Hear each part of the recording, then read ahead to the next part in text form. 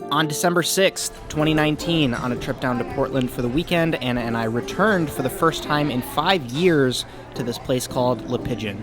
Decked out for the holidays, this already cozy and compact restaurant sports an open kitchen with a counter, tall ceilings, and walls lined with awards, books, plants, and bar storage. On the menu side, there are plenty of options for an a la carte experience, but we got a pitch for the $85 5-course tasting menu that we could not refuse. What makes this chef's tasting menu different is that it's a selection of dishes from the main menu, but as guests, you're able to put in requests. So you're effectively able to choose your own menu, which I rarely ever see, but we took full advantage of it and also opted for a single wine pairing for me because Anna was in charge of vehicle operation after dinner. Standard baguette and salted butter to start, definitely French bistro style here, room temperature bread, solid block of butter, standard flavor you'd expect. I would skip finishing this so that I could eat more of the menu. First wine on the pairing comes from E. Rye Vineyards, one of the pioneers of Pinot Noir in Oregon. Fantastic sparkling rosé to pair with this: seared albacore tuna, poached cranberry, shiitake mushroom, dots of creme fraiche, orange, and a chilled chicken consommé.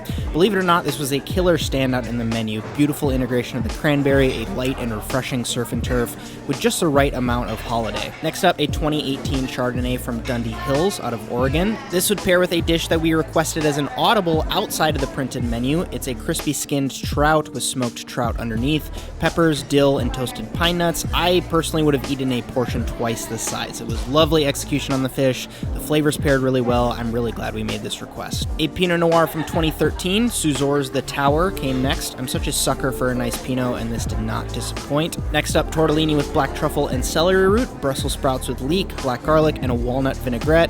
I personally thought the pasta texture could have been a little less brittle, if that makes sense, and with so many of the flavors being so earthy, I thought this dish got a little muddy. Next up, this is Gabouillon's Domaine de Goyer Syrah from 2018 to pair with another request from us, Pigeon from South Carolina. It is roasted, served with freekeh, a chestnut foie gras puree, brandied oyster sauce, persimmon, and leek. Pigeon was cooked beautifully. I'm a huge fan of grains in the wintertime, and with the fruitiness of the persimmon and the minerality from the foie, this was just a great main course meat.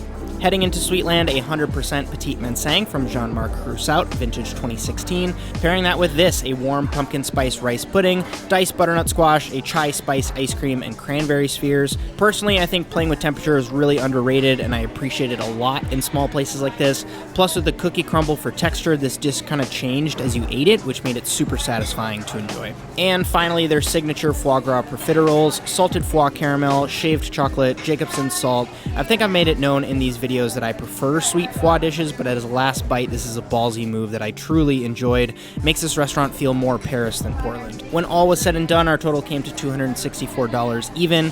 Even if you just want a glass of wine, a seat at the counter, a flavor-packed and well-executed main dish, and some people watching in your life, that's definitely an option at Le Pigeon, but for the two of us to eat 5 courses of our preference with wine for the price of other places' full tasting menus, I think Le Pigeon is a screaming deal, and you should definitely put it on your Portland list. Leave your recommendations for future videos down low in the comments, especially if they're in Australia, because I'll be heading down there at the end of this month. Thank you so much for your attention. Have a good one.